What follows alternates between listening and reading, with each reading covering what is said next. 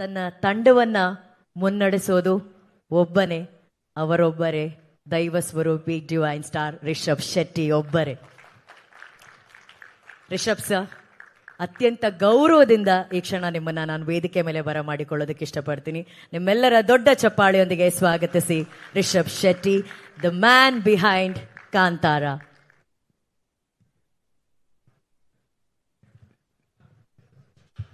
Thank you. ಏನು ಹೇಳೋದು ಗೊತ್ತಾಗ್ತಿಲ್ಲ. ಅಂದರೆ ಪ್ರಗತಿ ಹೇಳಿದಾಗೆ ಒಂದು 6 ತಿಂಗಳು 3 ತಿಂಗಳು ಒಂದೊಂದು ಪ್ರೆಸ್ ಮೀಟ್ ನಡೀತಾ ಇತ್ತು.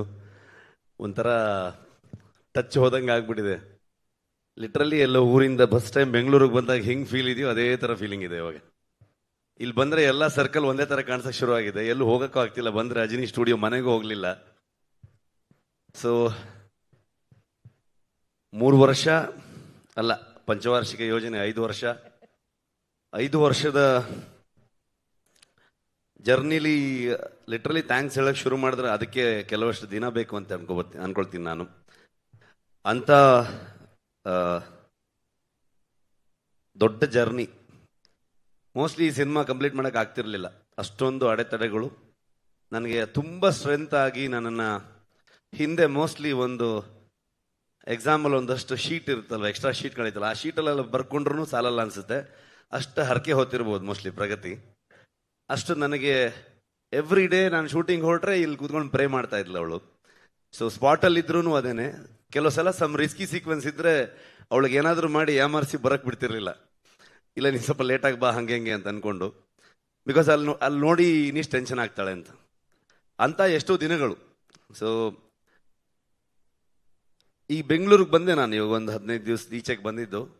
ಅಲ್ಲಿವರೆಗೆ ಬೇರೆ ಬೇರೆ ಕುಂದಾಪುರದಲ್ಲೇ ಪೋಸ್ಟ್ ಪ್ರೊಡಕ್ಷನ್ ಮಾಡ್ತಾ ಇದ್ವಿ.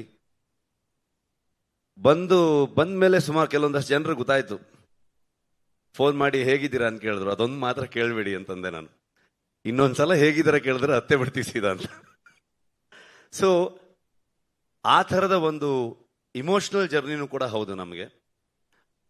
ಎಲ್ಲರೂ ಹೇಳ್ತಾ ಇದ್ರು, ನಿಮ್ಮಿಂದ ಹಿಡಿದು ಇಲ್ಲಿ ಪ್ರತಿಯೊಬ್ಬರು ನನ್ನ ಹೆಸರನ್ನು ಹೇಳ್ತಾ ಇದ್ರು, ನನ್ನಿಂದ ಅಂತ ಹೇಳ್ತಾ ಇದ್ರು. ಖಂಡಿತವಾಗ್ಲೂ ಅಲ್ಲ. ಇದು ಇಡೀ ತಂಡ ನನಗೆ ಲಿಟ್ರಲಿ ಶೋಲ್ಡರ್ ಆಗಿ, ಪಿಲ್ಲರ್ಸ್ಗಳಾಗಿ.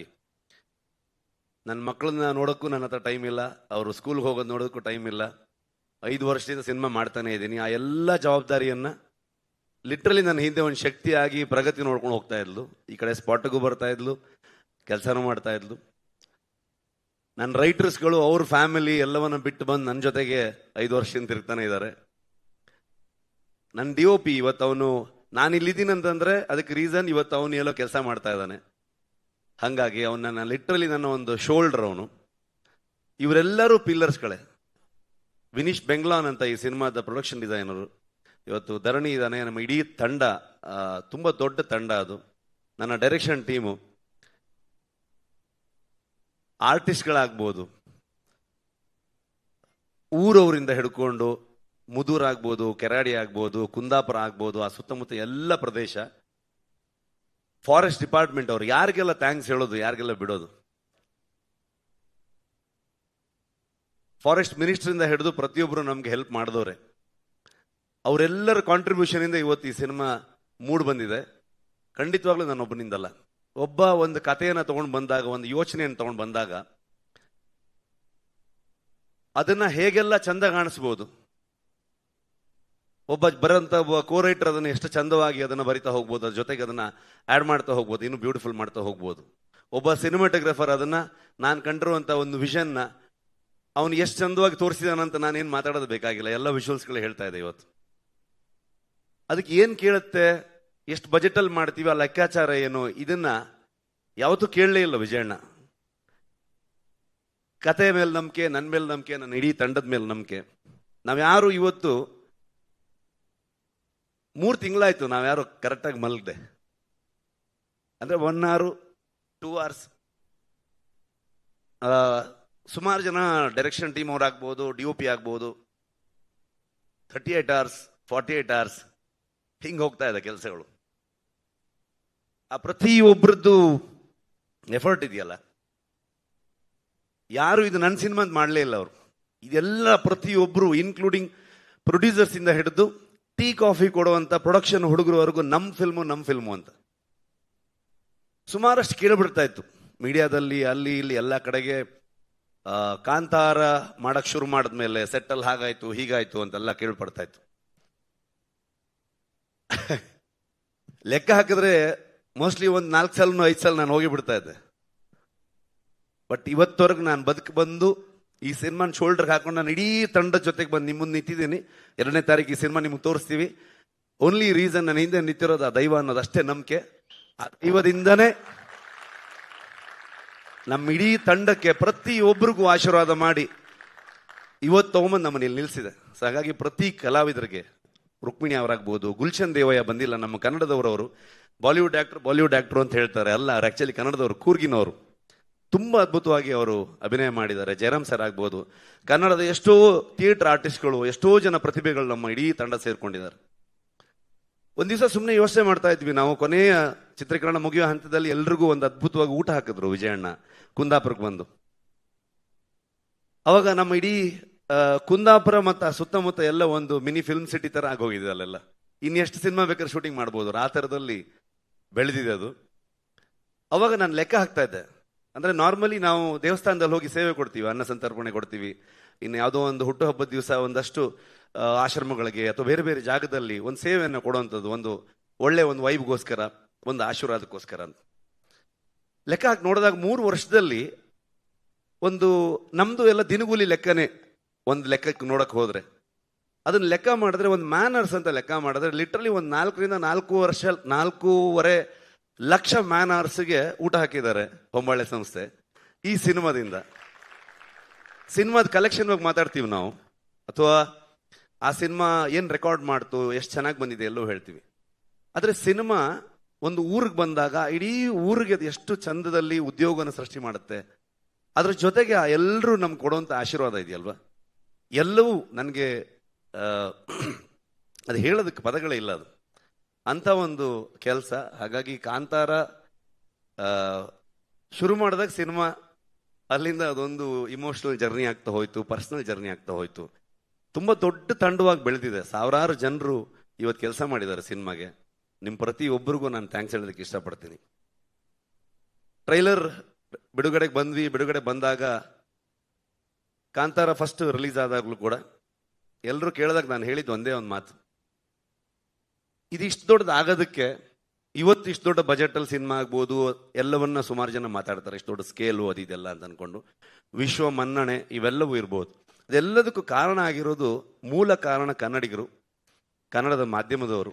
ನೀವು ಅದನ್ನ ಇಷ್ಟು ದೊಡ್ಡ ಮಟ್ಟಕ್ಕೆ ತಗೊಂಡು ಹೋಗಿ ಅದನ್ನ ಅಂತಾರಾಷ್ಟ್ರೀಯ ಮಟ್ಟಕ್ಕೆ ಅಥವಾ ರಾಷ್ಟ್ರೀಯ ಮಟ್ಟಕ್ಕೆ ಅದನ್ನ ಪರಿಚಯಿಸಿ ಬೆಳೆಸಿ, ಇವತ್ತು ನಮಗೆ ನಿಜವಾಗ್ಲೂ ನಿಮ್ಮಿಂದ ಇವತ್ತು ಕಾಂತಾರ ಚಾಪ್ಟರ್ 1 ಆಗಿದೆ, ಇಷ್ಟು ದೊಡ್ಡ ಸಿನಿಮಾಗೆ ಹೊರ ಬಂದಿದೆ. ಅದು ಹೇಗೆ ಬಂದಿದೆ, ಅದು ಅಷ್ಟು ಎಕ್ಸ್ಟ್ರಾರ್ಡಿನರಿ ಇದು ಅದು ಅಂತೆಲ್ಲ ನಾನೇನು ಹೇಳಕ್ ಹೋಗಲ್ಲ.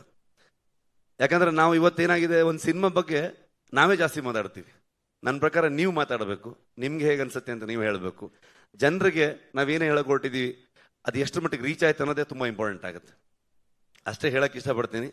ಇನ್ನ ಜನರಲ್ ನಾಲೆಜ್ ಇಲ್ಲ, ಯಾಕಂತಂದ್ರೆ 3 ವರ್ಷ ಆಯ್ತು, ಏನ್ ನಡೀತಿದೆ ಗೊತ್ತಿಲ್ಲ ಪ್ರಪಂಚದಲ್ಲಿ. ಸೊ ಸಿನಿಮಾದೊಳಗಡೆ ಮುಳುಗೋಗಿದ್ದೀವಿ, ಅಷ್ಟೇ ಹೇಳ್ಬೋದು. ಇನ್ನೇನು ಬಂದ್ವಿ 2ನೇ ತಾರೀಕು ಪ್ರಪಂಚದಾದ್ಯಂತ ಹೊಂಬಾಳೆ ಅಂತ ಸಂಸ್ಥೆ ಪ್ರಗತಿ ಆವಾಗಲೇ ಹೇಳಿದಾಗೆ ನನಗೆ ಒಂದು ಲೈನ್ ಕಥೆಯನ್ನ ಹೇಳಿ ಅದನ್ನ ನನ್ನ ಮೇಲೆ ನಂಬಿಕೆ ಇಟ್ಕೊಂಡು, ಅಲ್ಲಿಂದ ನಾನು ಅವರಿಗೆ ಪರಿಚಯ ಮಾಡಿದಂಥ ನನ್ನ ತಂಡದ ಮೇಲೆ ನಂಬಿಕೆ ಇಟ್ಕೊಂಡು ಇಲ್ಲಿವರೆಗೆ ಬಂದಿದ್ದೀವಿ. ಸಿನಿಮಾದಲ್ಲಿ ಯಾವಾಗಲೂ ಒಂದು ಸರ್ಕಲ್ಲು, ಒಂದು ಬಾವಿ, ಈ ಥರ ವಿಷಯಗಳನ್ನು ತೋರಿಸ್ತಾನೆ ಹೋಗ್ತಿದ್ವಿ. ಅದ್ರ ಒಳಗಡೆ ಇನ್ನು ಎಷ್ಟೆಷ್ಟು ವಿಚಾರಗಳಿದೆ ನನಗೂ ಗೊತ್ತಿಲ್ಲ. ಕರ್ಕೊಂಡು ಹೋಗ್ತಾ ಇದ್ದೀವಿ. ಸೊ ನೋಡೋಣ. ನನಗೂ ಏನು ಫ್ರೇಮ್ ಮಾಡೋದಕ್ಕೆ ಆಗ್ತಿಲ್ಲ, ಏನು ಅನಿಸಿದೆ ಅದನ್ನ ಹೇಳಿದ್ದೀನಿ ಅಷ್ಟೇ. ಐ ಥಿಂಕ್ ಕವರ್ ಮಾಡಿದ್ದೀನಿ ಅಂತ ಅನ್ಕೊಳ್ತೀನಿ. ಮಾಸ್ಟ್ರೇ thank you, writers thank you, direction team, art team, costume team, ಎಲ್ಲ ಆರ್ಟಿಸ್ಟ್ಗಳು. ತುಂಬ ಕಷ್ಟ. ಅಂದರೆ ಯಾವ ಲೊಕೇಶನಲ್ಲೂ ನಿಜವಾಗ್ಲೂ ಮನುಷ್ಯರು ಹೋಗೋಂಥ ಲೊಕೇಶನ್ ಆಗಿರಲಿಲ್ಲ ಅದು.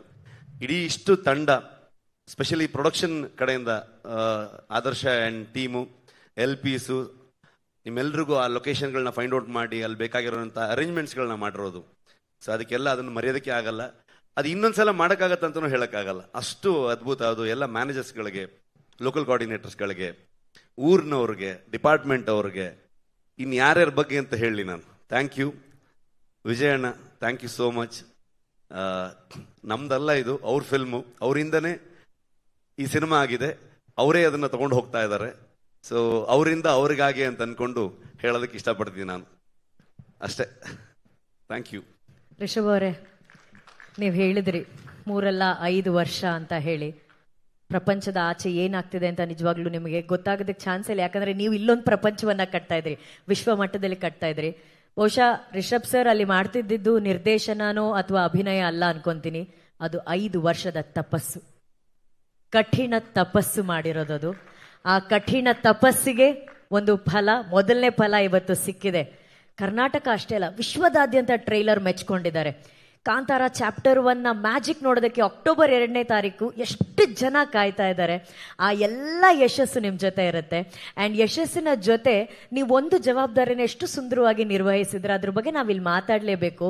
ರಿಷಬ್ ಸರ್, ಎಷ್ಟೋ ಇತ್ತೀಚೆಗೆ ಪ್ಯಾನ್ ಇಂಡಿಯಾ ಸಿನಿಮಾಗಳು ಆಗ್ತಾ ಇದೆ, ಓಕೆನಾ? ಸೊ ಪ್ಯಾನ್ ಇಂಡಿಯಾ ಸಿನಿಮಾ ಅಂತ ಒಂದು ಮಾಡಿದಾಗ ಆ ಸಿನಿಮಾ ಅಥವಾ ಸಿನಿಮಾ ತಂಡದವರು ಆ ರಾಜ್ಯದ ಮೇನ್ ಕಮರ್ಷಿಯಲ್ ಫೇಸಸ್ ಯಾರಿರ್ತಾರೆ, ನಾಯಕ ಅಥವಾ ನಾಯಕಿ, ಆರ್ಟಿಸ್ಟ್ಗಳನ್ನ ಆಯ್ಕೆ ಮಾಡಿಕೊಂಡು ಆ ರಾಜ್ಯದಲ್ಲಿ ಸಿನಿಮಾ ಸೆಲ್ ಮಾಡೋದಕ್ಕೆ ಅವ್ರು ಕಾಸ್ಟ್ ಮಾಡ್ಕೋತಾರೆ.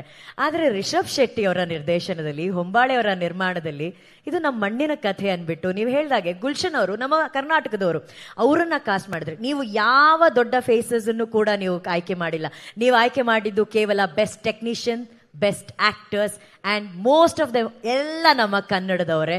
ಸೊ ಆ ಹಿರಿಮೆ ಬಗ್ಗೆ ನಿಮಗೆ ಎಷ್ಟು ಗೌರವ ಇದೆ, ಎಷ್ಟು ಹೆಮ್ಮೆ ಇದೆ ಹೇಳಿ ರಿಷಬ್ ಸರ್. ಅಂದರೆ ನಾವು ಖಂಡಿತವಾಗ್ಲೂ ಮೊದಲ ಭಾಗ ಮಾಡಿದಾಗ ಅದು ಪ್ಯೂರ್ ಕನ್ನಡ ಸಿನಿಮಾ ಆಗಿತ್ತು. ಎರಡನೇದು ಮಾಡಕ್ಕೆ ಹೊರಟಾಗ ಕನ್ನಡಿಗರೇ ಅದನ್ನು ಪ್ಯಾನ್ ಇಂಡಿಯಾ ಮಾಡಿದ್ರು. ಸೊ ಅವರೇ ಈ ಥರ ಏನೋ ಮಾಡ್ಬೇಕು, ನೀವು ಪ್ಯಾನ್ ಇಂಡಿಯಾ ಎಲ್ಲ ಹೋಗ್ಬೇಕಂತ ನಮ್ಮನ್ನು ಪುಷ್ ಮಾಡಿ ಕಳಿಸಿದ್ದೆ ಕನ್ನಡಿಗರು. ಅದನ್ನು ಮಾಡಕ್ಕೆ ಹೊರಟಾಗ ಜನರಲಿ ಒಂದು ಥಾಟ್ ಬರುತ್ತೆ, ಫಿಲ್ಮ್ ಮೇಕರ್ಸ್ಗಳಿಗಾಗ್ಬೋದು, ಪ್ರೊಡಕ್ಷನ್ ಹೌಸ್ಗಾಗ್ಬೋದು. ಸೊ ಈ ಥರ ಕಲಾವಿದರುಗಳು ಇರಬೇಕು, ಈ ಥರ ಟೆಕ್ನಿಷಿಯನ್ಸ್ಗಳು ಇರಬೇಕು ಅನ್ನೋದು. ಬಟ್ ನಾನು ಯಾವತ್ತು ಏನು ನಂಬ್ತೀನಿ ಅಂತಂದರೆ, ಆವತ್ತು ಕಾಂತಾರ ಮಾಡಿದಾಗ ಆ ಥರದ್ದು ಯಾವುದೂ ಇರಲೇ ಇಲ್ಲ. ಆ ಕಾಂತಾರವನ್ನು ಇಷ್ಟು ದೊಡ್ಡ ಮಟ್ಟಕ್ಕೆ ತೊಗೊಂಡೋಗಿರೋದು ಇದೇ ಜನರು. ಸೊ ಹಾಗಾಗಿ ಆ ಕತೆ ಏನು ಕೇಳುತ್ತೆ, ಅದನ್ನು ಯಾರನ್ನ ಆಯ್ಕೆ ಮಾಡುತ್ತೆ, ಅವ್ರಿಗೆ ಅವಕಾಶ ಕೊಟ್ಟರೆ ಅಥವಾ ಅವರ ಅಸೋಸಿಯೇಷನಿಂದ ಅದು ಸಿನಿಮಾಗೆ ಇನ್ನೂ ದೊಡ್ಡ ಕಾಂಟ್ರಿಬ್ಯೂಷನ್ ಆಗತ್ತೆ ಅಂತ ನಾನು ನಂಬ್ತೀನಿ ನಾನು. ಹಾಗಾಗಿ ಆ ಕಥೆಯ ಆಯ್ಕೆ ಪ್ರಕಾರವಾಗಿ ಹೋಗಬೇಕೇ ಹೊರತು ನಾವು ಅದನ್ನು ಫೋರ್ಸ್ ಮಾಡಿದ್ರೆ ಅದು ಯಾವತ್ತೂ ಆರ್ಗ್ಯಾನಿಕ್ ಆಗಿ ಹೋಗೋದೇ ಇಲ್ಲ. ಅದು ಅವರು ಕೂಡ ಫಿಟ್ ಆಗಲ್ಲ, ನಮ್ಮ ಸಿನಿಮಾಗೂ ಕೂಡ ಜಸ್ಟಿಫೈ ಆಗಲ್ಲ ಅಂತ ಅನ್ಕೊಳ್ತೀನಿ ನಾನು. ಮತ್ತು ನಮ್ಮಲ್ಲಿ ಎಲ್ಲ ರಾಜ್ಯದವರು ಬಂದು ಕೆಲಸ ಮಾಡಿದ್ದಾರೆ. ಅಂದರೆ ನಿಜವಾಗ್ಲೂ ನಮಗೆ ಟೆಕ್ನಿಷಿಯನ್ಗಳು ಕೊರತೆ ಆಗುವಷ್ಟು ಜನರು ಬೇಕಿತ್ತು ನಮಗೆ ಇಡೀ ಸಿನಿಮಾ ಶೂಟ್ ಮಾಡಬೇಕಾದ್ರೆ. ಆರ್ಟ್ ಡಿಪಾರ್ಟ್ಮೆಂಟಿಗೆ ಲಿಟ್ರಲಿ ಒಂದು 600-700 ಜನ ಎವ್ರಿ ಡೇ ವರ್ಕ್ ಮಾಡ್ತಾ ಇದ್ರು ಅಲ್ಲಿ ಆ ಎಲ್ಲ ಸೆಟ್ಗಳನ್ನ ಹಾಕಬೇಕಾದ್ರೆ. ಸೊ ಹಾಗಾಗಿ ಎಲ್ಲ ರಾಜ್ಯದಿಂದ ಬಂದಿದ್ರು ಸಿನಿಮಾ ವರ್ಕರ್ಸ್ಗಳೆಲ್ಲರೂ. ಸೊ ಅದೇ ರೀತಿ ನಮ್ಮ ಲೋಕಲ್ ಟ್ಯಾಲೆಂಟ್ಗಳು ಹೇಳುತ್ತಿರೋದೇ ನಾವು ನಮ್ಮ ಮಣ್ಣಿನ ಕಥೆಯನ್ನು, ನಮ್ಮ ಮನುಷ್ಯ ಮತ್ತು ಪ್ರಕೃತಿಯ ಸಂಘರ್ಷವನ್ನೇ ಹೇಳ್ತಾ ಇರುವಂಥದ್ದು. ಸೊ ಅದರ ಇನ್ನ ಡೀಪರ್ ಸೈಡ್ ಹೋಗಿದ್ದೀವಿ ಈ ಸಲ. ಸೊ ಹಾಗಾಗಿ ಅದಕ್ಕೆ ಈ ಮಣ್ಣಿನಲ್ಲಿರುವಂತಹ ಈ ಮಣ್ಣಿನ ಮಕ್ಕಳೇ ಬೇಕಾಗ್ತಾರೆ. ಸೊ ಅವ್ರು ಬಂದ್ರೆ ಮಾತ್ರ ಆ ಕತೆ, ಆ ಸಿನಿಮಾ ಅಷ್ಟು ಅಚ್ಚುಕಟ್ಟಾಗಿ ಬರೋದಕ್ಕೆ ಸಾಧ್ಯ ಅಂತ ಅನ್ಕೊಳ್ತೀನಿ ನಾನು. And final question Rishab sir, ನೀವು ಹೇಳಿದ್ರಿ ಮಾತಾಡ್ಬೇಕಾದ್ರೆ ಇವತ್ತು ನನ್ನಿಂದ ಹಿಡಿದು ಪ್ರಗತಿ ಎಲ್ಲರೂ ರಿಷಬ್ ಅವರು ಅಂತ ಹೇಳ್ತಿದ್ರು. ಈ ವೇದಿಕೆಯಲ್ಲಿ ನಿಂತಿರುವಂತಹ ಕಾಂತಾರದ ನಿರ್ದೇಶಕರಾದಂಥ ರಿಷಬ್ ಶೆಟ್ಟಿಗೆ 5 ವರ್ಷ ತಪಸ್ ಮಾಡಿದಂಥ ನಿಮ್ಮೊಳಗಿರುವಂಥ ರಿಷಬ್ ಬಗ್ಗೆ ಏನು ಹೇಳಕ್ ಇಷ್ಟಪಡ್ತೀರಾ? ನನ್ಗೇನು ಮಾತೇ ಇಲ್ಲ. ಅಂದ್ರೆ ನಾನು ಬರ್ತಾ ಪ್ರಗತಿ ಹತ್ರ ಮಾತಾಡ್ತಿದ್ದೆ, ನನ್ಗೇನು ಆಡಿಯೋ ಬರ್ತಾ ಇಲ್ವಾ? ಇವಾಗ ಕೇಳಿಸ್ತಾ ಇದೆಯಾ? ಒಳಗಡೆಗೆ ಅಷ್ಟಿಲ್ಲ ವಾಯ್ಸು, ಹಳೆ ರಿಷಬ್ ಶೆಟ್ಟಿ ಅಲ್ಲ ಇವಾಗ ನಾನು. ಸೊ ಬರ್ತಾ ಪ್ರಗತಿ ಹತ್ರ ಮಾತಾಡ್ತಾ ಇದ್ದೆ ನಾನು. ಅಂದ್ರೆ ಏನ್ ಹೇಳ್ಬೇಕು ಗೊತ್ತಾಗ್ತಿಲ್ಲ ನನಗೆ, ಪದಗಳೇ ಇಲ್ಲ ಅಂತ ಅನ್ಕೊಂಡು. ಎಲ್ಲ ನಿಮ್ಮಿಂದ. Thank you so much.